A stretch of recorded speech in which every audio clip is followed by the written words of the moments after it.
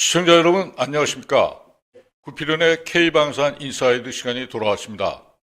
오늘 입춘이라고 하더니 역시 날씨가 많이 풀렸어요. 그래서 오늘 여의도로 오는 아시아투데이 본사가 위치해 있는 여의도로 오는 길이 참으로 좋았습니다. 오늘은 이 원잠 잠수함, 핵 추진 잠수함에 대한 이슈를 다시 꺼내보려고 하는데요. 오늘 각별하게 두 분을 모셨습니다. 특히 이 원잠이 핵 추진 잠수함이 다시 이렇게 수면으로 계속 올라오고 있는 것은 캐나다의 그 CPSP, Canadian Patrol Submarine 프로젝트, 초계 잠수함 60조 원짜리 단일 최대 규모의 방산 프로젝트가 있죠. 거기에 이제 많은 관심들이 있지만 또 다른 축에서는 우리 핵 추진 잠수함에 대한 논의가 계속되고 있습니다. 수면하에서 계속되고 있습니다. 특히 이게 왜 다시 이렇게 얘기가 되고 있냐면 3월 말 4월 2일 정도에 프랑스 마크롱 대통령이 방한합니다. 왜 느닷없이 프랑스 대통령 얘기를 원잠에서 얘기하느냐? 왜 그러냐면 프랑스가 핵 추진 잠수함을 운영한 것이 상당히 오래됐고 프랑스의 핵 추진 잠수함을 통해서 브라질도 핵 추진 잠수함을 성공적으로 만들어서 지금 운영하고 있습니다. 거기에 대해서 우리가 많이 배울 점이 있기 때문에 거기에 대해서 우리나라에서 아주 거의 최고의 전문가라고 할 수 있는 정성장 박사와 그 다음에 우리 정한용 교수가 있습니다. 군사학의 대전략가인데 정한용 교수를 모셨습니다. 자, 두 분 인사 나누겠습니다. 안녕하십니까? 예, 안녕하십니까? 예. 정성장 대표님은 벌써 이제 두 번째 오셨는데, 정 대표님은 대한민국의 핵 안보 포럼을 이끄시고 계시고, 또 우리나라의 외교, 국방, 안보의 중추적인 싱크탱크인 세종연구소의 부소장을 맡고 계십니다. 오늘 너무 와주셔서 큰 영광입니다. 감사합니다. 이렇게 불러주셔서 감사합니다. 아닙니다. 그리고 우리 정한용 교수님은 대전대학의 국방학과를 맡고 계시고, 특히 이 대한민국 이 핵안보 포럼에 이끄시는 넘버 2이십니다. 그래서 저하고는 개별적으로 많은 그 이야기를 왔다 갔다 하고, 지난주에도 우리 그 핵안보 포럼에 상당한 그 세미나가 일주일간에 걸쳐서 있습니다. 그 이유는 뭐냐면 정 박사님, 우리가 지난주 했던 그 세미나가 결국 책으로 다 나온다고 하면서요. 예. 오는 잠깐 말씀해 주시죠. 예. 한국 핵안보 전략 포럼이 작년 여름에 한국 핵안보 프로젝트 1권과 2권을 발간했습니다. 네네. 그리고 네. 오는 3월 달에 핵안보 프로젝트 3권과 4권을 출간할 예정이고요. 예. 3권 주제는 핵전략과 핵지휘 통제에 관한 겁니다. 네. 그리고 4권 주제는 북한의 핵위협과 한국의 억제 전략이고, 네. 그리고 이제 5월 달과 6월 달에 핵추진 잠수함, 그리고 이제 뭐 다른 주제 가지고 두 권 책을 낼 예정인데, 예. 바로 그 책 원고를 가지고 초안을 가지고 지난주에 월요일부터 일요일까지 한 주일간 치열하게 세미나를 진행을 했습니다. 그렇습니다. 저도 계속 토요일, 일요일을 막론하고 계속 토론 과정에 제가 사이드로 계속 들어가 있었는데, 정말 치열한 논쟁들이 많았고, 그 분야에 무려 이제 상당한 학식이 풍부하신 전직 대사님, 그 다음에 전직 장성들, 그 다음에 각 나라에서 유학 갔다 오시고 현재 교수를 하고 계신 교수님들 다 모셔가지고 굉장히 심도 있는 토론이 됐고요. 그리고 한 가지 더 본격 시작하기 전에 마크롱 대통령이 4월 2일 날 방한한다고 했는데, 간단하게 그 이유에 대해서 한번 말씀해 주시죠. 올해가 한불수교 140주년이 되는 해입니다. 네, 맞습니다. 그래서 140주년을 기념을 해서 마크롱 대통령이 4월 초에 한국을 오기로 지금 결정이 돼 있고요. 네. 그 전에 일본을 들렸다가 4월 말에 일본 들렸다가 4월 2일경에 한국에 오는 걸로 그렇게 알고 있습니다. 네, 주제가 핵 추진 잠수함에 대한 논의가 되겠습니까? 한불수교 140주년을 기념을 해서 네. 마크롱 대통령이 오는데 네. 현재 한국과 프랑스 간에는 과거하고는 다르게 이제 협력할 수 있는 분야가 상당히 늘어났습니다. 네. 그러니까 과거에 한국과 프랑스는 방산 분야에서 경쟁도 하고 이제 그랬었는데 그렇죠. 네. 러시아의 우크라이나 침공 이후 큰 변화가 발생을 했어요. 무슨 그렇죠. 얘기냐면은 우크라이나를 러시아가 침공을 했는데 그러려면 많은 포탄을 보내줘야 되잖아요. 근데 유럽이 오랫동안 이 긴평화 속에서 네. 이 방산 분야가 상당히 많이 축소돼 있었습니다. 그렇죠. 네. 그러다 보니까 이 전 세계 한국을 제한 다른 전 세계 모든 국가들이 네. 우크라이나에 보낸 포탄과 네. 한국이 이들 국가에 아주 간접적으로 보낸 포탄이 거의 같다고 할 정도로 네. 한국은 이 포탄 생산 능력이라든가 이런 데서 탁월한 엄청난 능력을 갖고 있는데 프랑스라든가 이제 이런 유럽 국가들은 그걸 못 따라가는 거죠. 그래서 그렇죠. 예. 그리고 아직도 러우 전쟁이 안 끝났잖아요. 예, 예. 그래서 이제 방산 분야에서 이제 한국이 굉장한 큰 파워를 갖고 있다라는 걸 이 국가들이 실감을 한 거죠. 그 전에 그렇죠. 잘 아시겠지만은 미국의 이서 이제 재래식 무기를 평가하는 기관이 있잖아요. 거기서 사이프리 스웨덴 아니 사이프리 말고 미국의 미국에 예, 한 연구 기관에서 예. 매년 그 모든 국가들의 이제 그 재래식 무기를 평가하는데 글로벌 포스 파워라고 예, 그렇죠. 예. 거기에 평가에 의하면 한국이 최근 몇 년째 계속 세계 5위를 차지하고 있죠. 그래서 놀라운 건 한국이 우리가 강국으로 그동안 알았던 프랑스나 영국, 일본보다 네. 재래식 무기에서는 앞서는 걸로 나오잖아요. 맞습니다. 예. 근데 이제 그런 것들이 바로 러우 전쟁을 통해서 네. 그런 능력이 완전히 입증이 돼버린 거죠. 그렇죠. 그래서 예. 프랑스도 한국을 지금은 네. 과거랑은 다르게 미들 파워로서 네. 그들과 같은 미들 파워로서 대등하게 보고 있고요. 네. 그리고 방산이라든가 여러 분야에서 한국과의 협력이 필요하고 지금 프랑스 경제가 좀 침체돼 있잖아요. 그렇죠. 내부적으로 복지 문제적 갈등이 있고 그러니까 그렇죠. 뭔가 이 위기에서 벗어나려면은 이 출로가 필요한데 한국이 그런 출로를 제공할 수가 있는 거죠.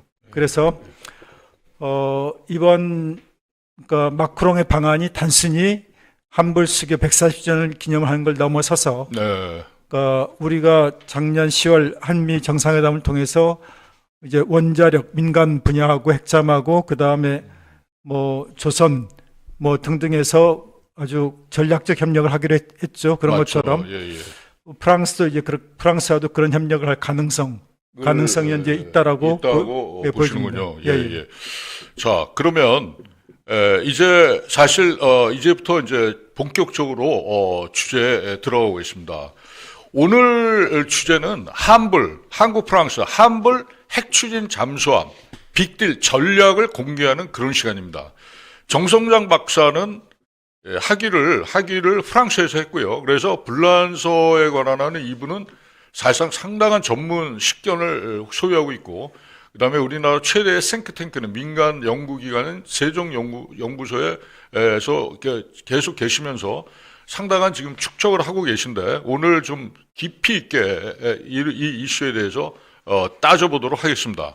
자, 먼저 두 분께 큰 질문부터 드리겠습니다. 한국의 핵 추진 잠수함 논의에서 왜 미국이 아니고 프랑스가 우리 핵 전문가 그룹에서 왜 프랑스가 이렇게 자주 언급이 되는 이유가 뭡니까? 가장 중요한 거는 프랑스 핵 추진 잠수함이 전홍축 우라늄을 사용하고 있다는 겁니다.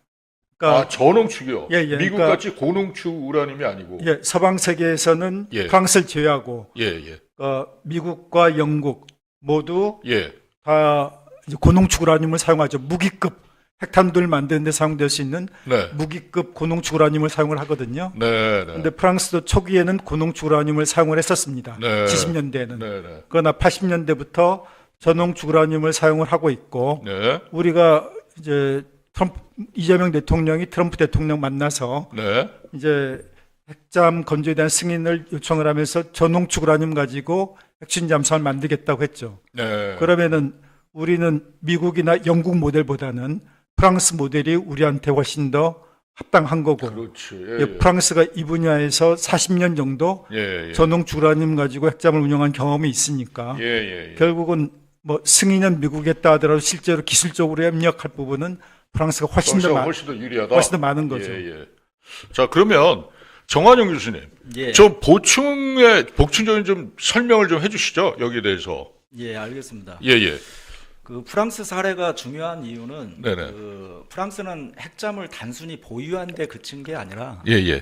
그 이를 제도화된 억제 체계로 완성했다는 것입니다. 네네. 그래서 프랑스는 SSBN을 통해서 핵 억제를 국가 생존을 보장하는 최후의 안전장치로 자리 잡게 했고 이를 상시 억제 초계인 CASD라고 해서 CASD죠. Continuous Asset Deterrence. 예. 이런 운용 체계를 제도화했다는 게 큰 의미가 있고요. 네. 그래서 한국이 프랑스를 참고해야 하는 이유는 프랑스도 핵잠을 가졌으니까 우리도 갖자는 의미가 아니고 네. 핵 추진 잠수함을 국가 전략과 조직, 네. 운용 체계 속에서 어떻게 통합하고 네. 지속 가능한 시스템으로 만들었는가를 배워야 한다는 것이죠. 그래서 앞으로 한국이 미국과 협의를 하더라도 핵심은 잠수함을 만드는 플랫폼 자체가 아니라 그것을 지속적으로 운용할 국가적 체계를 설계하는 데 있다는 점에서 프랑스 사례는 매우 중요하다고 볼 수 있습니다. 아, 그렇군요. 근데 아까 정 박사님 말씀 중에 그 전우측 우라늄의 LEU, 예. 그 로어 그 인리치드 우라늄, 그 전우측 우라늄을 하면 미국 지금 정부 내에서 트럼프 대통령은 우리 핵잠의 추진을 승인을 했지만 정부 내에서도 에너지부는 반대하는 걸로 알고 있거든요. 핵 확산 문제 때문에. 근데 프랑스식 LEU가 거기에 대한 해답이 될 수가 있는 건가요? 그렇죠. 그러니까 우리가 미국하고 협력하는 데 있어서 가장 큰 장애물이 미국의 에너지부, 그러니까 비확산 문제를 다루는 에너지부하고 그 비확산론자들의 반대라고 할 수가 있습니다. 그러니까 미국은 핵추진 잠수함에 고농축 우라늄을 사용하고 그 호주에도 고농축 우라늄을 연료로 제공하기로 그렇게 약속을 했죠. 그래서 이제 많은 논란이 벌어지고 있는데, 이 고농축 우라늄은 그러니까 무기로 이제 전환이 될 수 있기 때문에 미국의 뭐 버지니아급 핵추진 잠수함에 들어가는 핵연료, 고농축 우라늄 핵연료 가지고도 30개가 훨씬 넘는 핵탄두를 만들 수 있다고 하거든요. 그러니까 우리가 미국하고 협력하는 데 있어서는 이게 제약이 있는 거죠, 현실적으로. 그러니까 미국은 전홍축 우라늄을 핵추진 잠수함에 쓰지 않기 때문에 여기에 대해서 연료로 제공을 할 수는 있겠지만은 그 이상의 다른 노하우, 그러니까 전홍축 우라늄을 가지고 핵잠을 운영했을 때 생기는 문제라든가 이런 것들에 대한 구체적인 노하우를 우리한테 줄 수가 없는 거죠.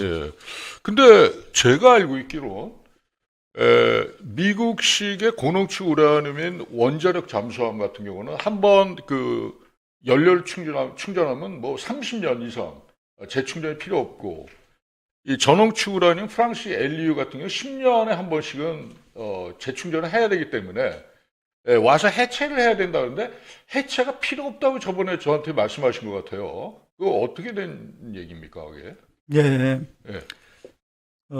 해체는 이제 모두 다 어느 정도 필요합니다. 무슨 얘기냐면은 우리가 이제 최근에 이야기하는 것 중에 좀 그러니까 오해가 되고 있는 부분이 뭐냐면은 그러니까 미국의 핵잠수함은 고농축 우라늄 사용을 하니까 30년 동안 뭐 그냥 그대로 뭐 정비도 안 하고 그냥 쓰면 되는 것처럼 생각하는 경향이 있거든요. 근데 실제로 그렇지 않고 구체적으로 들어가면은 전홍축 우라늄을 사용하든 고농축 우라늄을 사용하든 이제 10년마다 모두 다 그러니까 이 장기 정비에 들어가게 됩니다.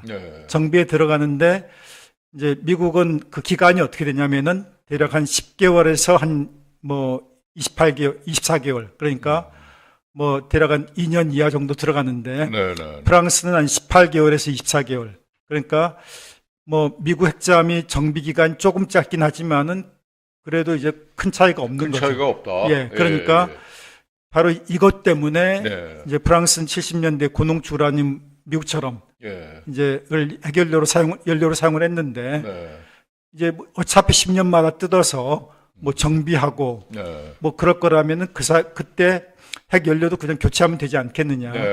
그렇게 이제 전환을 한 거죠, 80년대. 왜냐하면은 고농축 우라늄보단 전홍축 우라늄이 훨씬 더 싸거든요. 그러니까 이 다른 건 뭐냐면은 원자로를 해체하느냐 안 하느냐 그거 하나 차이뿐이고 네. 나머지 선체 자체는 전반적으로 이제 정비에 들어갑니다. 뜯고 정비하는 그런 걸로. 그래서 알겠습니다. 이 경제적인 이유 때문에 프랑스는 고농축에서 전농축으로 간 사례죠. 네. 예전에 이제 제가 근무했던 국방과학연구소에서 개발한 무인 잠수정을 본 적이 있어요. 저에서 본 적이 있는데, 그때 개발 담당 연구원이 저한테 하는 얘기는 뭐냐면, 그 잠수정은 진짜 한번 작전에 들어가면 몇 개월을 수중해서 있는데 무인입니다. 무인이고 그걸 이제 위성을 통해서 이제 일종의 먼피죠. 그러니까 유무인 복합 체계인데 그것도 제가 보기에는 상당히 의미가 있는 것 같아요. 그렇게 되면 거의 원자력 잠수함하고 거의 비슷한 그 작전 배추리로 하는데 무인이 되다 보니까 거기도 뭐 상당한 그 정찰 감시 능력을 갖고 있지 않느냐 하는 생각도 들더라고요. 그래서 그런 경우는 뭐 대북한의 어떤 북한의 잠수함 전력이라 이거에 대한 대응도 될 것 같은데 거기에 대한 의견은 어떠십니까? 그래도 우리 원자력 잠수함은 꼭 필요하다는 말씀이신가요? 무인 잠수정이 정찰에는 상당히 큰 기여를 할 수가 있죠.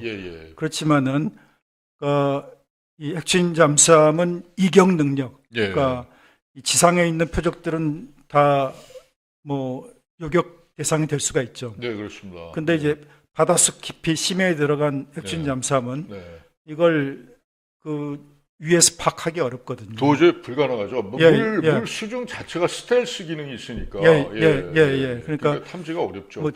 디젤 잠수함은 이제 수시로 산소 공급을 위해서 그렇습니다. 올라와야 되니까 그때 이제 발견이 돼가지고 요격 당할 수가 있는데 핵추진 잠수함은 한 달이든 몇 개월이든 그냥 떠오르지 않고 있을 수가 있으니까. 그래서 이제 북한이 핵추진 잠수함을 개발한 이유가 바로 거기에 있는 겁니다. 그동안 우리가 핵잠에 관한 한 너무 미국만 바라본 것도 사실이에요. 너무 미국만. 네, 맞습니다. 그래서 만약에 미국이 지금 모두가 우리가 알잖아. 오크시에 호주에 원잠을 제공을 하겠다. 한 게 벌써 몇 년 전이에요. 근데 그렇고 나서 지금 아무 진전이 없어요. 지금 오크시에 호주에 핵잠을 공급하겠다 그래놓고 아무 진전이 없습니다. 그럴 수밖에 없는 게 미국이 한 해 핵추진 잠수함을 2척 만드는 걸 목표로 하고 있거든요. 근데 실제로 만들어내는 건 매년 1.2척 정도에 불과합니다. 그러니까 자기 것도 제대로 못 만드는데 다른 나라에 만들어서 준다? 사실 생각하기 좀 어렵죠. 어불성설이죠. 나도 배고픈데 내가 먹어야 될 걸 다른 사람한테 나눠준다? 그러니까 거기서 정한영 교수님 그 얘기가 나오는 것 같아요. 무슨 얘기가 나오냐면 지금 트럼프 대통령이 우리 하나 오션에 아니면 또는 이제 HD 현중에 원팀이 해서 핵잠을 만약에 우리가 건조를 하게 된다면 그 핵잠을 갖고 우리가 호주에도 공급할 수 있는 그런 여지가 약간 있는 것 같은데요. 보니까 이 얘기가 나오는 거 보니까 전문가들 그룹에서 그걸 어떻게 보고 계십니까? 저희가 핵잠을 앞으로 한 10년 정도를 두고서 이렇게 추진을 할 텐데 만약에 핵잠을 건조하고 구축하게 되면 아무래도 정치 외교적인 그런 자율성을 확보할 수가 있기 때문에 미국이라던가 호주, 인도 태평양 전략의 차원에서 그거를 충분히 공급 가능하다. 공유가 가능할 수도 있다라고 볼 수 있겠습니다. 지금 우리가 트럼프 대통령이 한국이 핵잠 만드는 거 승인한 걸 넘어서서 한국이 미국에서도 핵추진 잠수함을 만들어 주길 바라고 있거든요. 그거는 제가 방금 전에 말씀드렸던 것처럼 2척을 매년 만들어야 되는데 1.2척밖에 못 만드니까 이제 스스로는 이거 해결이 안 되는 겁니다. 외부로부터 수혈이 필요한 거죠. 그래서 우리가 미국에 이제 투자하기로 한 조선 분야에 투자하기로 한 1,500억 불 그걸 제가 이제 그걸 가지고 핵추진 잠수함을 몇 척 만들 수 있는가 한번 계산을 해봤더니 버지니아급 핵추진 잠수함을 한 33척 정도 만들 수 있는 엄청난 예산인 거예요.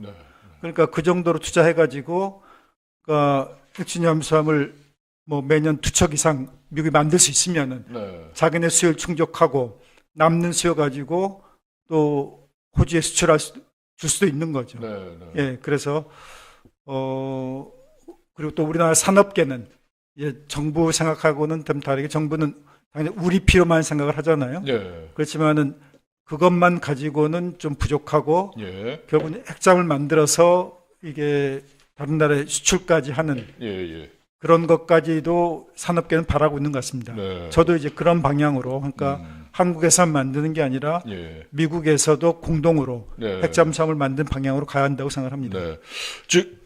지금까지 이제 왜 프랑스가 갑자기 논의가 이 핵그룹 전문가 그룹에서 왜 논의가 지금 활발한가에 대한 배경 설명을 했고요.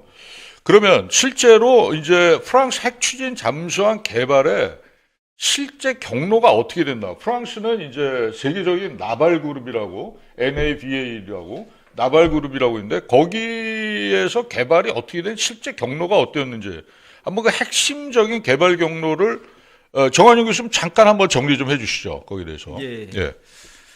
프랑스의 핵 추진 잠수함 개발 역사를 잠깐 말씀을 드리면, 예. 1939년 2차 세계대전 당시만 하더라도 프랑스는 한 당시 10년간 77척의 잠수함을 진수했고 19척의 잠수함을 건조 중이었던 만큼 독자적인 잠수함체 건조 역량을 가지고 있었습니다만 프랑스의 핵 추진 잠수함 개발사는 그렇게 쉽지는 않았습니다. 그래서 초기에 구상을 했다가 첫 시도, 좌절과 교훈, 그다음에 기반 구축, 장기 계획, 그래서 첫 SSBN인 루드탑을 전력화로 이렇게 이어진 흐름으로 말씀드릴 수가 있는데요.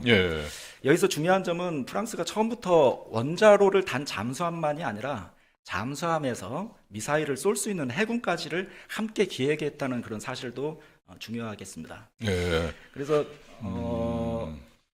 이런 이후 프랑스 같은 경우는 최초의 Q244 계획이라고 해가지고 SSN 계획을 추진을 했으나 여러 가지 이유로 인해 가지고 좌절이 됐고 그 좌절된 사항은 여러 가지가 있겠습니다만은 어떤 계획된 중수로 원자로의 잠수함에 탑재하기가 너무 크다는 평가, 그다음에 지로코늄 준수 같은 그런 자재 확보의 어려움, 각종 기술적 문제들이 겹쳐가지고 최초의 SSN 추진 계획인 Q244 계획이 좌절이 됩니다. 그래서 이후 프랑스 같은 경우는 전략적 방향을 SSBN으로 자립형 장기 경로로 이렇게 전환이 되는데 싸우는 그런 전투함 잠수함보다는 핵 전쟁, 그러니까 전쟁을 억제하는 그런 SSBN으로 추진을 하자. 전략적인 방향을 전환하는 걸로 이렇게 해서 루드타블이라는 핵 SSBN을 만들게 되는 그런 상황이 됩니다. 그래서 결론적으로는 이런 여러 가지 어려운 상황 속에서도 지금은 해군 원자로의 어떤 운용 경험이라든가 수중전의 능력을 이렇게 넓혀가면서 핵 추진 해군력을 지속 가능한 체계로 이렇게 다져나가고 있다고 말씀드릴 수가 있겠습니다. 그러니까 간략하게 말씀드리면 프랑스 같은 경우 처음에 이제 SSN을 개발하려고 했는데 실패를 했단 말씀이시죠? 그렇죠. 실패하고 난 다음에 SSN에서 SSBN으로, 그러니까 벨리스틱 미사일이 탑재된, 핵미사일이 탑재된 것으로 전환하면서 비로소 이제 대소 냉전 때 이제 균형을 유지하려고 했다. 그 말씀하신 건데 그렇다 그러면 프랑스가 SSBN 전략 핵 추진 잠수함을 간 이유는 어떻게 보면 싸우는 해군이 아니라 전쟁을 억제하는 균형, 밸런싱하는 그런 역할로서 하겠다는 얘기 아닙니까? 그거는 우리가 개발하고자 하는 목표하고 상당히 유사한 것 같아요. 어떻게 보면 미국의 핵잠수함의 원로인 두 분, 해군 제독 두 분 보면 한 분은 유지 측면이 강하고 또 한 번은 바로 싸워서 무조건 이겨야 된다는 그 제독이 있었잖아요. 근데 우리 같은 경우는 싸워서 이기는 것보다는 억제 측면이 강하지 않습니까? 그 점에 대해서 좀 한번 좀 더 약간만 더 보충해 주시죠. 예. 우리가 만드는 예. 이제 만들려고 하는 핵추진 잠수함은 예, 예. 그 핵무기를 탑재하지 않는 공격 이제 핵 잠수함이죠. 예, 예, 예. 이것은 북한이 지금 핵추진 잠수함을 만들고 있기 때문에 예, 예. 핵추진 잠수함을 어떤 북한 핵추진 잠수함을 견제하기 위한 그런 차원이 큽니다. 네, 그러니까 디젤 잠수함으로는 핵추진 잠수함을 따라갈 수가 없거든요. 네. 핵추진 잠수함의 속도가 뭐 디젤 잠수함보다는 한 3배 정도 더 빠르고, 또 디젤 잠수함 같은 경우는 빠른 속도로 이제 달리게 되면은 또 네. 공기를 이제 다시 이제 공급해 줘야 되니까 예. 지상으로 올라와야 되고, 네, 네. 그래서 결국 디젤 잠수함만으로 그 북한의 핵잠수함에 뭐 상대할 수가 없기 때문에 네. 이제 그걸 이제 견제하기 위한 어떤 그런 측면이 크다. 그걸 네. 가지고 핵추진 잠수함 만들어 가지고 다른 나라를 공격하겠다. 이제 그런 건 아니죠. 네. 그러니까 다시 이제 요약하면 전쟁을 잘하는 그런 목적의 무기보다는 전쟁을 못하게는 억지 측면으로 우리 개발 목표가 설정이 돼 있다. 그리고 그렇게 가야 된다는 그런 말씀이신 거죠. 예. 예, 알겠습니다. 그리고 나서 이제 우리가 프랑스, 우리 정성장 박사의 그동안 이제 세종연구소에서 한 여러 가지 이제 아티클 많이 그다음 집필 하셨는데, 그거 보면은 프랑스 잠수함에서 우리가 배워야 될 게 이제 전호축 우라늄을 해서 그게 어떻게 보면 핵 비확산의 어떤 수용성을 훨씬 더 보장해주는 그런 측면에 유리한 점이 있었고, 그 다음에 이제 우리가 장기적으로 연료 주기 관리하는데 훨씬 더 우리 같은 중규모 국가한테 훨씬 더 유리하다. 그런 측면의 말씀을 많이 하셨거든요. 그래서 우리나라가 만약에 미국과 같은 그 굉장히 고농축 우라늄 베이스의 원자로를 일각에서는 계속 개발하자고 얘기를 하고 있어요. 미국같이럼. 그래서 30년 주기로 해야 된다는 얘기를 하고 있는데, 정 박사님은 제가 알기로는 우리가 고농축 우라늄을 탑재 원자함을 개발하게 된다면 사실적으로 외교적으로 사망 신고나 마찬가지다. 그렇게 말씀을 하신 적이 있거든요. 거기도 좀 알기 쉽게 좀 말씀해 주십시오. 우리는 왜 저농축 우라늄으로 가야만 하는지, 그거를 한번 더 좀 뚜렷하게 좀 말씀해 주십시오. 고농축 우라늄을 핵잠수함의 연료로 사용하는 경우에 아까 제가 말씀드렸던 것처럼 무엇보다도 이제 그것이 핵탄두 만드는데 전용이 될 가능성이 있습니다. 그러니까 핵탄두 만드는데 전용을 하면은 뭐 30개 이상 핵탄두를 만들 수 있는 걸로 알려지고 있거든요. 그러니까 엄청난 양의 고농축 우라늄이 거기 들어가는 거죠. 그렇기 때문에 국제사회 감시가 이제 강화될 수밖에 없습니다. 더 강화된다. 예. 그런데 우리가 저농축 우라늄을 사용을 해서 이제 핵추진 잠수함을 운용을 하게 되면은 그 저농축 우라늄 그 자체로는 핵탄두를 만들 수가 없거든요. 그러면은 이 핵추진 잠수함에 대한 뭐 국제사회의 어떤 동의를 얻는 것도 훨씬 수월해지고, 또 고농축 우라늄을 사용을 해서 원자를 뭐 30년 동안 해체 안 하고 사용하면 좋긴 하지만은 고농축 우라늄이 굉장히 비싸거든요. 그리고 우리는 그걸 만들 수가 없습니다. 그렇기 때문에 이 고농축 우라늄을 사용할 경우에는 이제 연료 공급 문제가 발생을 할 수도 있고, 나중에 그래서 우리로선 핵추진 잠수함을 하나만 만들겠다는 게 아니잖아요. 하나만 가지고는 부족하죠. 최소한 뭐 서너 척 이상은 필요한 거고, 왜냐하면은 한번 잠수함이 뭐 정비에 딱 들어가게 되면은 뭐 한 1년 반에서 한 2년 정도는 아예 못 쓰는 거잖아요. 그렇기 때문에 여러 척이 있어가지고 돌아가면서 정비를 해야 되고, 그리고 또 3면이 바다니까 뭐 최소한 뭐 3척 이상은 반드시 필요한 거고. 한 척은 또 정비성으로 해서 4척이 최소한 돼야 된다. 그래서 고농축 우라늄을 사용할 경우에는 이 연료 공급 문제가 이제 조금 불안정할 수도 있습니다. 근데 우리가 이제 프랑스의 오라노라는 농축 회사가 있습니다. 농축 회사가 이제 뭐 유럽에선 가장 큰 농축 이제 회사고요. 전 세계 농축시장의 15%를 차지합니다. 네.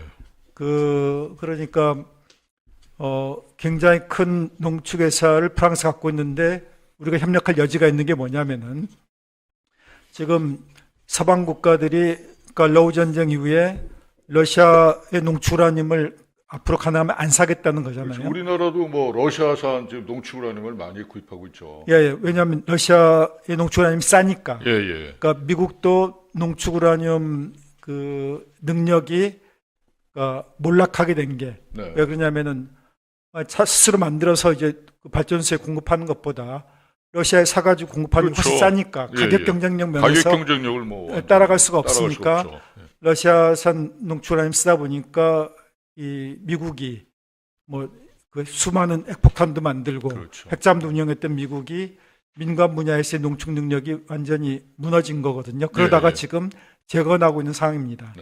그런데 프랑스는 원자력 정책을 계속 중요하게 생각하고 밀고 나가서 농축과 제철에 있어서는 세계적인 경쟁력을 갖고 있어요. 그런데 이제 러시아의 농축우라늄을 앞으로 사지 말자 그런 방향으로 미국도 가고 있고 유럽도 가고 있으니까 그러려면 더 많이 만들어야 되죠. 그래서 이 오라노가 시설 한 30% 정도 증축을 하려고 합니다. 그러려면은 증축을 하려면 투자가 필요하죠. 그래서 한국에도 투자라고 손을 벌리고 있는 상황이고, 그래서 우리가 투자를 하게 되면은 돈만 내는 게 아니라 일정하게 지분을 갖게 되는 겁니다. 거기서 우리가 필요로 하는 농축우라늄을 안정적으로 가져올 수가 있는 거죠. 그리고 또 프랑스는 핵심 잠수함에 넣는 특수 규격의 저농축우라늄이 있거든요. 민간 발전소에 사용하는 해결료하고 핵심 잠수함에 사용하는 해결료는 규격의 차이가 있습니다. 근데 그걸 직접 만들어서 프랑스 공급을 하고 있으니까 그 회사에서 거기서 프랑스 가져오면은 우리가 이 문제도 쉽게 해결이 될 수가 있는 거죠.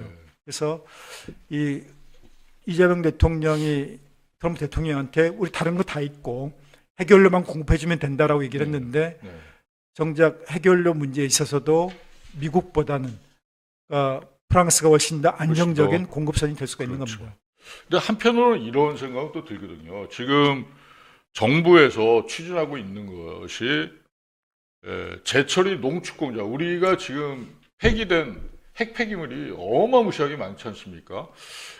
그 환경 문제도 있고 저농축 우라늄이랄지 고농축, 우리가 어쨌든 제철이 공장도 자체적으로 좀 그걸 가져야 될 것 같은데, 이럴 경우 미국보다는 프랑스하고 협력 관계를 요번에 마크롱 대통령이 방한 시에 그것도 좀 논의가 꼭 되면 좋겠어요. 맞습니다. 그러니까 프랑스의 아그란 지역에 제철이 공장이 있는데 이게 세계 최대의 제철이 시설입니다. 그러니까 전 세계 사용 해결료 제철이 용량의 무려 45%. 45%. 그러니까 거의 절반이죠.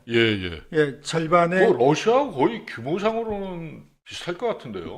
그러니까 러시아 용량이 얼마나 될지 모르겠지만 하여간 프랑스가 세계 최대의 이제 사용 해결료 제철 시설을 갖고 있으니까. 그러니까 이 분야에서 우리가 이제 협력을 했을 때 우리가 지금 당장 2030년이면 포화 상태가 될 사용 해결료 제철 문제도 거기서 이제 단기적으로는 뭐 처리할 수가 있고 그리고 또 우리가 프랑스하고 협력해서 이 제철 시설을 만들 수도 있죠.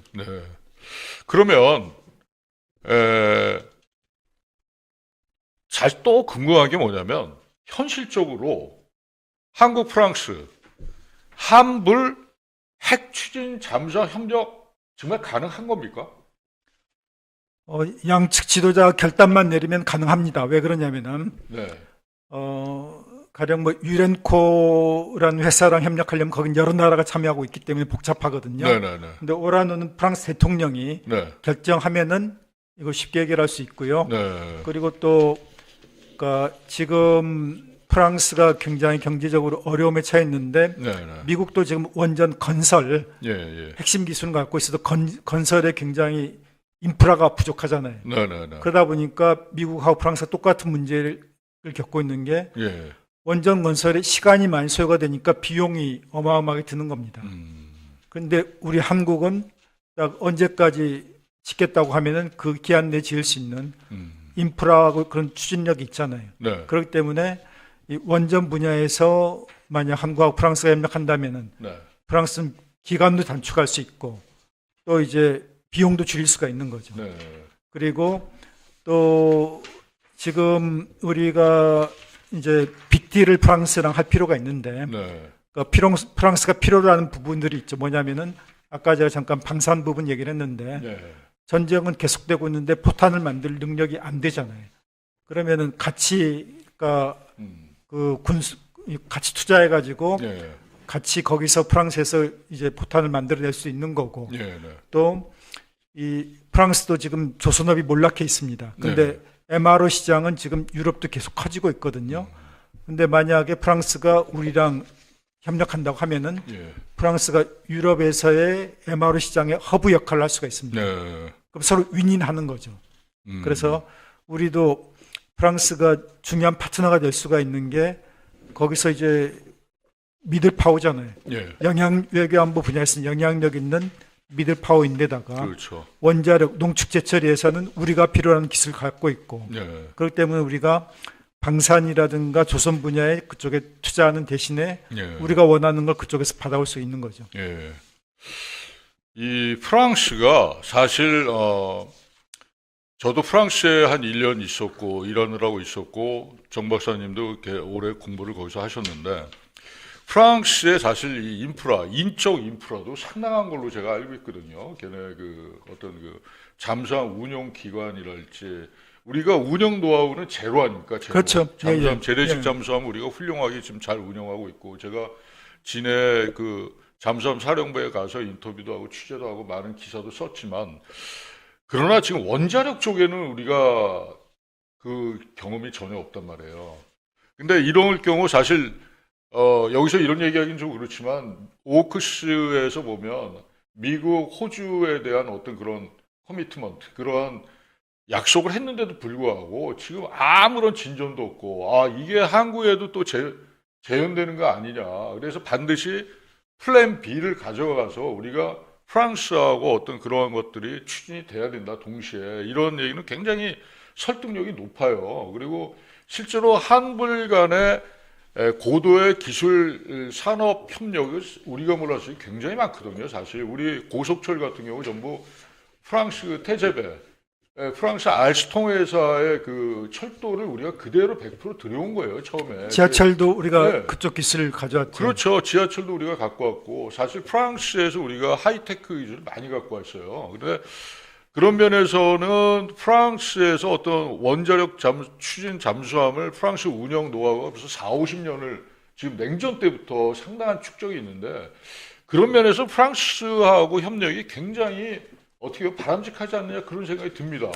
그래서 미국하고는 동맹 관계를 계속 유지하면서 프랑스하고는 준동맹, 동맹보다는 조금 낮은 준동맹 수준으로 우리가 관계를 격상시킬 필요가 있고요.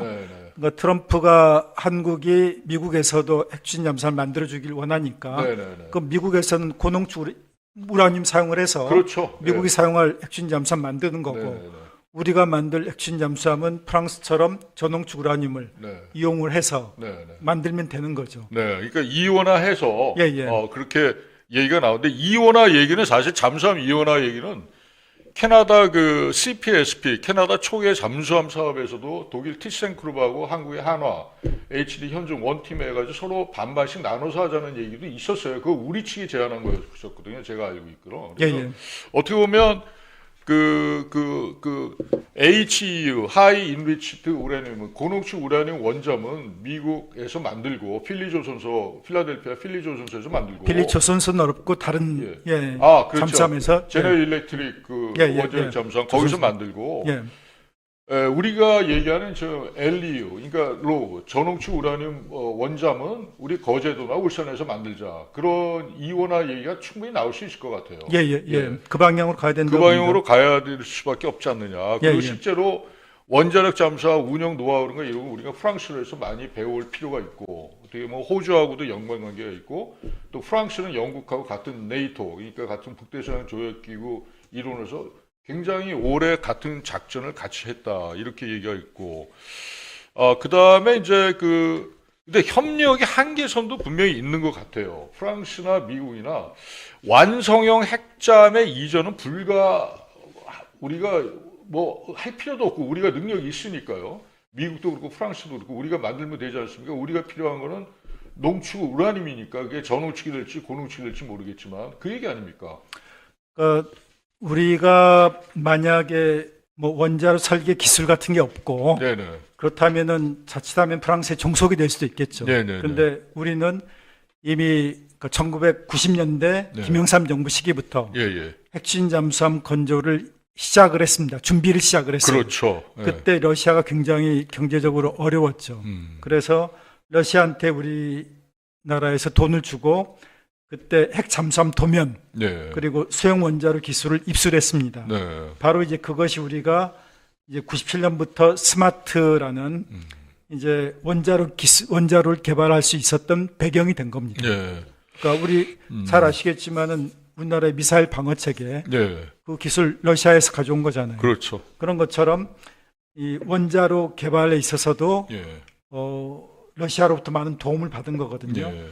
이 스마트 원자로는 이게 모든 게 하나의 일체화되어 있기 때문에 이것이 곧바로 이제 핵추진 잠수함에 들어갈 수는 없지만은 핵추진 잠수함에 들어간 원자로를 개발하는데 활용이 될 수 있는 기술입니다. 그래서 우리가 일단 그런 기술을 갖고 있고 원자로 만드는데 활용될 수 있는 기술을 갖고 있고 또 선박 제조에 있어서는 세계 두 번째잖아요. 중국 네. 다음 가는 그런 역량을 갖고 있고 그러니까 프랑스하고 협력을 하더라도 우리가 프랑스한테 끌려가는 게 아니라 그렇죠. 대등한 부분에서 네. 협력을 할 수 있는 거죠. 그러니까 원자로하고 선체를 통합하는 기술 이건 우리가 없잖아요. 예. 경험이 없고 그리고 이제 방사능 차폐하는 그런 기술이라든가 네. 소음 핵잠수함 시끄럽다고 하는데 그런 어떤 소음을 줄일 수 있는 기술이라든가 네. 우리가 이제 부차적이지만은 그런 어떤 필요한 기술들에 있어서 프랑스의 도움을 받을 수 있는 거고 네. 대신에 우리가 프랑스에는 프랑스의 어떤 조선업이라든가 MRO 분야를 발전시켜 줌으로써 네. 프랑스가 유럽 시장을 장악하는 데 도움이 되게끔 네. 하면 서로 윈윈이 될 수 있기 때문에 예. 이게 협력 가능하고 프랑스가 상대적으로 수월한 건 뭐냐면은 미국 같은 경우 이탈하고 국제 무기 거래 규정 있잖아요. 네. 이게 굉장히 까다롭습니다. 그래서 미국으로부터 어떤 그런 기술, 군사 관련 기술을 도입한다는 게 굉장히 어려운데 프랑스는 예. 독자적으로 예. 아까 정한영 교수님 잠깐 얘기했지만은 미국의 도움을 받아서 이걸 개발한 게 아니라 독자적으로 뭐 개발해 왔기 때문에 프랑스하고 협력에 있어서 우리가 한미 원자로 협정 뭐의 어떤 제약을 받지 않습니다. 예. 그래서 상대적으로 거기도 이제 민감 기술 이전하는 데는 물론 주저하겠지만은 우리가 웬만한 기술 갖고 있으니까 그러니까 이재명 대통령이 트럼프 대통령한테 우리 해결료만 있으면 된다고 할 정도로 상당한 기술 갖고 있으니까 프랑스하고도 어느 정도 뭐 상당히 대등한 협력이 가능한 거죠. 그렇죠.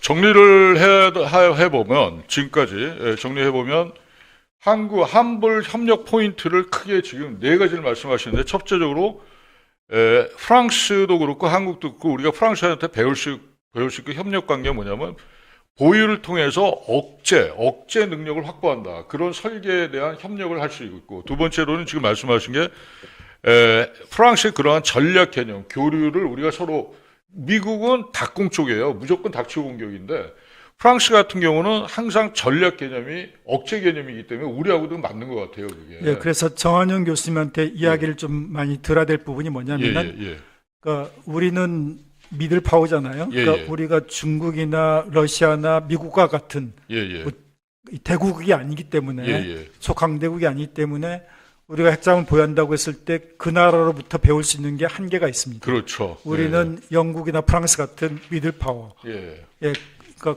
핵잠도 그 정도 영국이나 프랑스가 갖고 있는 정도면 되고 그럼 이걸 가지고 어떻게 운영하고 이걸 가지고 어떻게 전략을 이제 짤 것인가 그런 부분은 우리가 프랑스나 영국으로부터 배울 게 많은 거죠. 그래서 정한영 교수님이 프랑스가 이제 핵잠 운영과 관련해서 어떠한 이제 전략을 갖고 있는지 좀 설명을 해주시면은. 정 교수님, 그 프랑스의 핵잠수함 전략 개념하고 교리를 간단하게 한번 말씀해 주시죠. 예. 일단은 그 아까 말씀드린 것처럼 프랑스 같은 경우는 SSBN을 먼저 만들고 전쟁을 억제한다는 차원에서는 만들었고 또 전쟁 억제 차원에서 그러니까 1960년도에 그 드골 대통령에 의해서 그 SSBN 4척과 그다음에 SSN 1척을 건조하는 거를 계획을 승인합니다. 그렇게 해서 1967년에 SSBN 루드타블이 먼저 건조가 되고 71년도에 취약이 되면서 그 이후에 그 SSN이 그 취약이 되는데 이거는 다시 말씀드려가지고 프랑스가 유럽 포함해가지고 세계 전체적으로 어떤 전쟁을 억제하는 그 SLBM을 포함한 SSBN으로 핵전쟁까지를 포함한 억제를 한다는 그런 차원에서의 SSBN을 먼저 중시를 했고요. 그 다음에 SSN은 아무래도 SSBN을 호위하고 그 보위하면서도 또 나중에 가서는 SSN이 그 공격 잠수함으로서도 더 순항 미사일까지를 더 포함시킬 정도로 보강을 했습니다만, 그러니까 큰 축은 전략적인 차원에서의 SSBN을 먼저 갖추고 그 다음에 그 대신 SSBN 과 SSN을 통합한 그 전략 중에는 전략 해양군이라는 게 있습니다. 전략 해양군. FOST. 그건 아까도 말씀드린 것처럼 SSBN이 전략적인 그런 무기이기 때문에 전쟁을 억제하는 차원에서 하되 상시 억제 초계, 그러니까 캐스드라고 해가지고 아까 말씀드린 것처럼 Continuous SE 디터런스. 그래서 아까 그 정성장 대표님도 말씀하셨지만은 총 4척을 항상 유지를 한다. 그래서 한 척은 초계를 운용을 해서 전쟁을 억제하는 그런 역할을 하고, 나머지 한 척은 그 준비하고, 나머지 세 번째는 정비를 하고, 마지막 4번째 그 잠수함 같은 경우는 장기 정비로. 그래서 꼭 4척을 유지하는 그 캐스드 운영 체계가 바로 전략 운용군의 핵심이 됩니다. 그래서 이런 SSBN과 SSN을 전략적으로 전술적으로 같이 조화롭게 그 운용을 함으로써 전쟁을 억제하고 위기 시에는 SSBN 같은 경우는 생존성과 은밀성이 중요하기 때문에 반드시 살아남아가지고 2차 보복을 할 수 있는 그런 SSBN까지가 그 전략적인 큰 틀에서 운영이 되겠습니다. 참고로 SSBN은 벨리스틱 미사일, 수중 발사 탄도 미사일을 얘기하는데, 우리나라 경우 이미 2년 전에 SSBN 수중 탄도 미사일 발사에 성공을 했죠. 물론 이제 북한도 하긴 했는데 북한은 완전히 입증 못했습니다. 근데 우리는 현무 수중형으로 해서 성공을 했고, 다만 우리가 지금 없는 게 뭐냐면 핵 추진 잠수함입니다. 그래서 핵 추진 잠수함이만 개발이 되면 아까 정성장 박사 얘기한 것처럼 우리가 이제 핵 추진 잠수함만 해서 들어오게 되면 우리가 이제 핵 추진 잠수함도 이미 다 만들 수가 있는데, 거기에 대한 이제 우리 원자로가 공급이 돼야 되고, 그 다음에 농축 우라늄이 공급이 돼야 되지 않습니까? 그것만 되면 우리가 이제 핵 추진 잠수함이 돼서 SSBN이 그대로 우리가 제조가 가능한 그런 개념이 되겠습니다. 그래서 한벌 협력 포인트 같은 경우 아까 이제 억제 개념, 그 다음에 전략 개념하고 전략 교류, 전술 전략 교류를 공유하고, 그 다음에 우리가 지금 우리가 없는 게 뭐냐면 또 제도, 핵추진 잠수함 제도, 운영, 안전 체계에 대한 협력 같은 것도 프랑스를 통해서, 미국보다는 프랑스가 훨씬 더 그 규모나 사이즈 면에서 우리가 배울 게 더 많다, 더 적실하다, 그렇게 말씀하신 거 있고, 그다음에 계속 말씀하셨지만 이제 LEU, 전홍축 우라늄 베이스의 핵추진 잠수함 기반의 설계, 운영을 협력을 할 필요가 있다 하는 말씀을 계속 해주신 바 있습니다. 자, 이제 벌써 시간이 이렇게 벌써 빨리 지나갔어요. 그래서 이제 별로 시간이 안 남았는데, 마지막으로 우리가 저 정리하는 측면에서 한국이 배워야 할 프랑스의 진짜 교훈이 뭐냐? 거기에 대해서 정승장 박사님이 좀 간단하게 좀 서머리 좀 해주십시오. 그리고 최근에 또 세종 포커스에서 거기에 관한 이제 논문을 아직 완성이 안 되셨는데도 불구하고 오늘 말씀해 주시겠다고 했는데 말씀 시원하게 해주십시오. 예. 한국이 프랑스로부터 배워야 될 것은 그러니까 자국의 안보는 자국이 책임진다. 라는 이제 그런 원칙이죠. 그렇죠. 그러니까 과거에 드골 대통령이 그 핵무기를 개발할 때 그때 뭐 미국이 반대하지 않았습니까? 그렇죠. 반대할 때 드골 대통령이 미국 대통령한테 뭐라고 얘기했냐면은 그러면은 만약에 소련이 프랑스 공격한다고 했을 때 당신네가 우리를 어떻게 도와줄 수 있는지 구체적으로 한번 얘기해봐라. 그렇죠. 그 유명한 그러니까, 얘기죠. 예. 그랬더니 미국 대통령이 답을 못했습니다. 그렇죠. 그러니까 도와주겠다는 약속은 계속했지만은 어떻게 도와줄 건가에 대해서는 구체적으로 답변을 못하니까 드골 대통령이 뭐라고 얘기했냐면은 당신 답변을 못해도 난 놀랍지가 않다. 내가 나토 총사령관한테 물어봤는데 나토 총사령관도 답을 못하더라. 근데 우리한테 필요한 거는 막연하게 도와주겠다는 약속이 아니라 구체적으로 그러니까 우리가 공격받았을 때 어떻게 도와줄 것인지에 대한 약속이다 라고 얘기하니까 미국 대통령이 말 못했죠. 또 한 차례는 그게 아마 아이젠하워 대통령하고 만났을 때 아마 그런 얘기를 했던 것 같고 또 케네디 대통령하고 만났을 때 그때는 그 유명한 이야기가 있죠.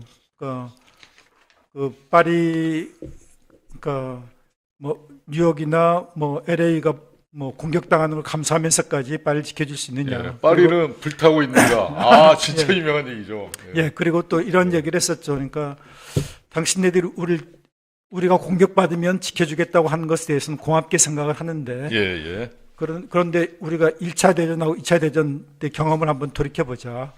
1차 대전 때 그 프랑스가 공격을 받아서 국토가 초토화된 다음에 당신네들이 와서 도와줬고 2차 대전 때는 독일한테 공격을 받아서 나라가 무너진 다음에 와서 도와줬다. 그러니까 도와준 건 고맙지만은 그 도움의 손길이 정작 필요할 때 곧바로 오지 않았다.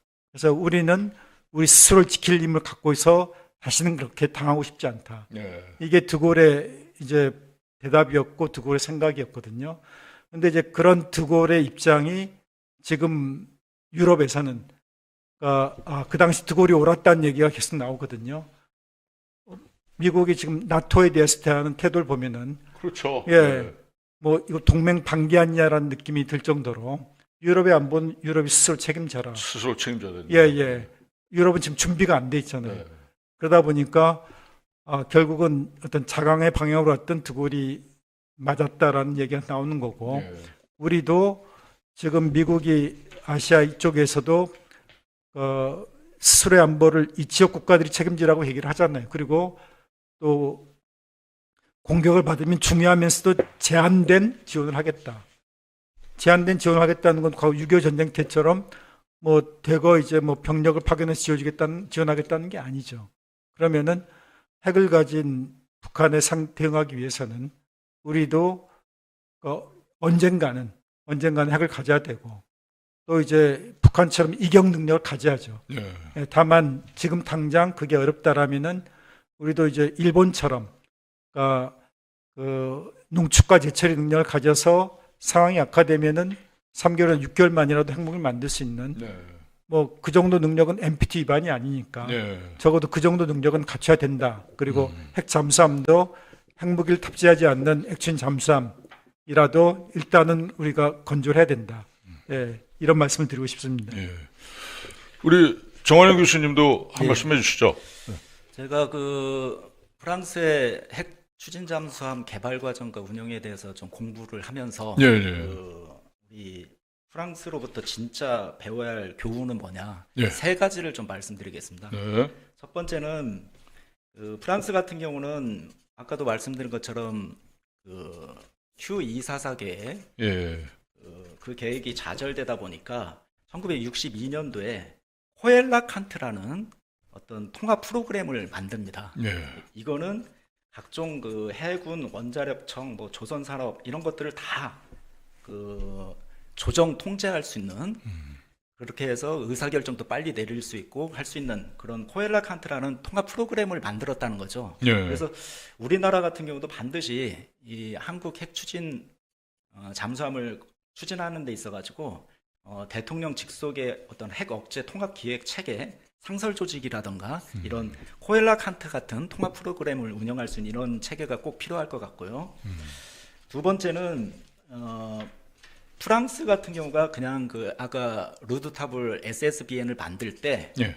그냥 저기 만든 게 아니라 세 가지 어떤 위험 요소인 세 가지 파트로 나눠 가지고 그 건조를 했습니다.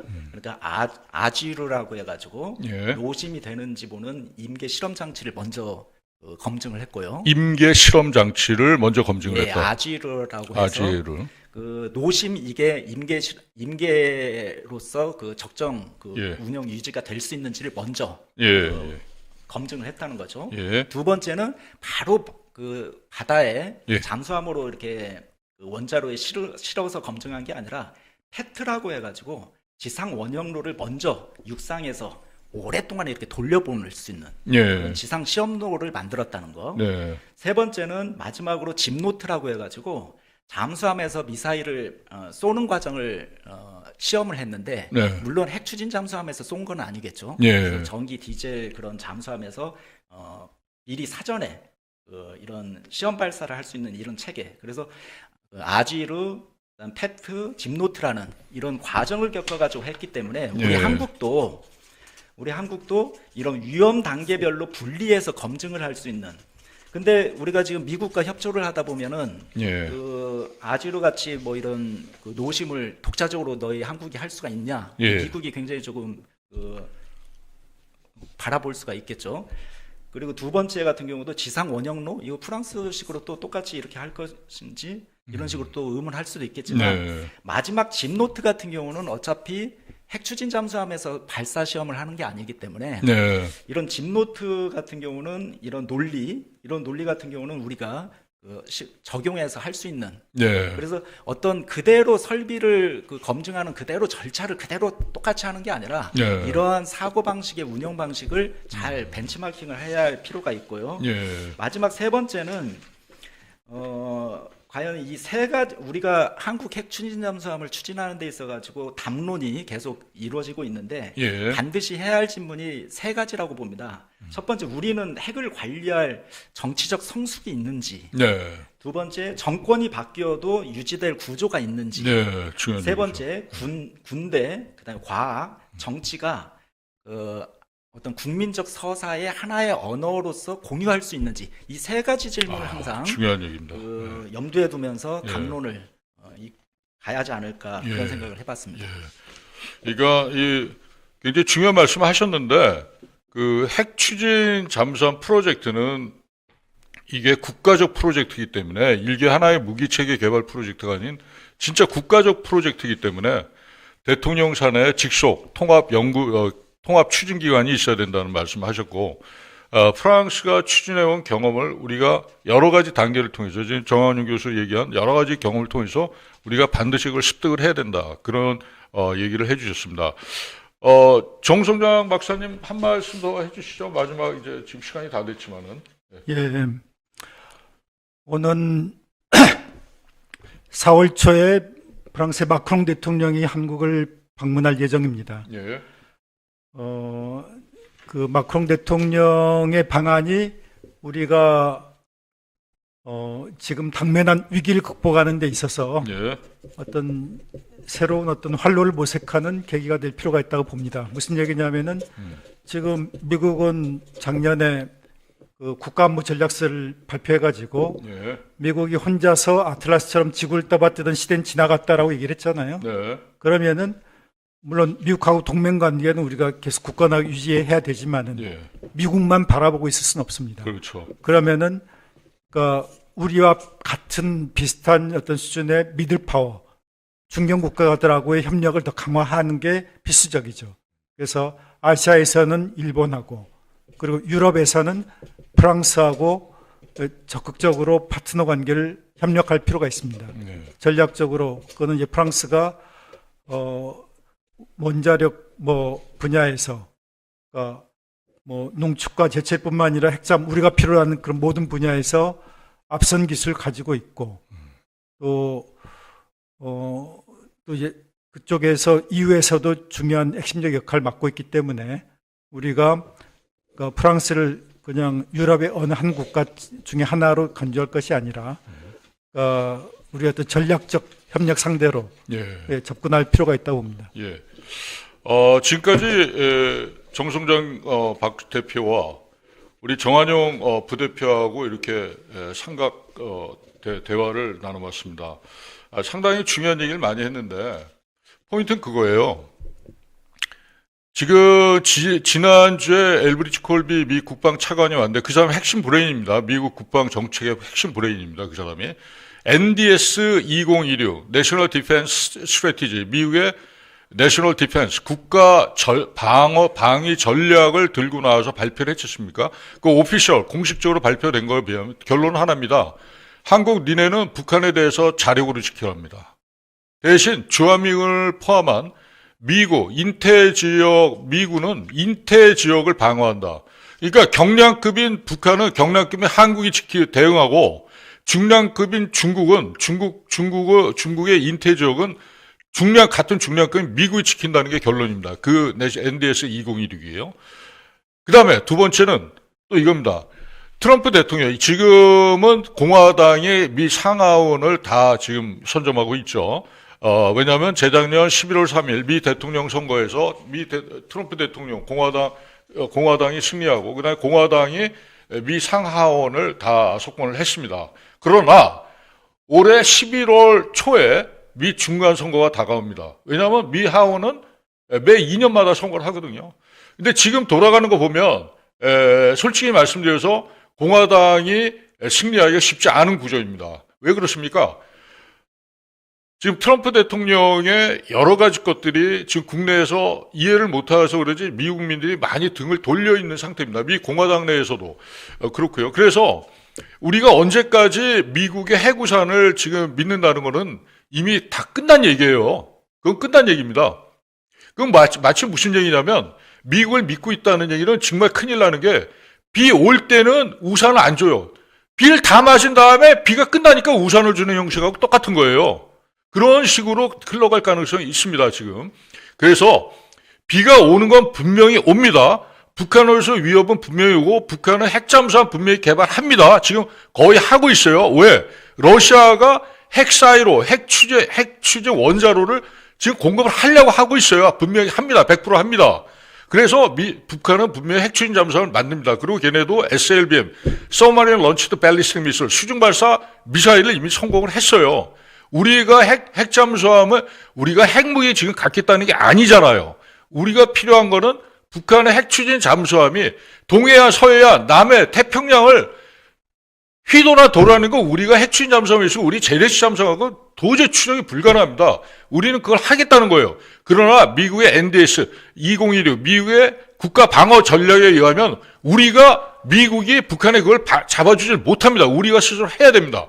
거기에 대해서 우리가 플랜 B가 뭡니까? 미국만 바라볼 수 있는 게 아니에요. 그래서 지금 우리가 하고자 하는 게 불란서라고 하는 강력한 우리 거의 동맹국이에요. 불란서는. 사실 어떻게 보면 저도 프랑스에 있었고 영국에도 오래 있었지만 프랑스에도 자주 갔어요. 우리가 협력할 수 있는 굉장히 귀중한 국가입니다.